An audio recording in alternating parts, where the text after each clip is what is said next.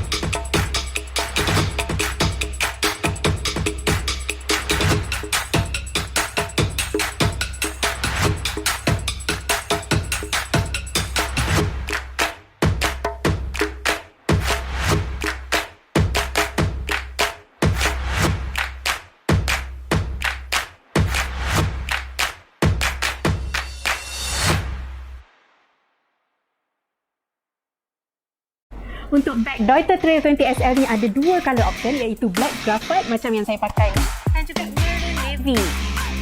Sempena dengan Forestry Hiking Day, kita bagi diskaun 51%, lebih daripada 50%. So, jom ramai-ramai beli bag ni dan juga join support Forestry Hiking Day 18 Mac ni.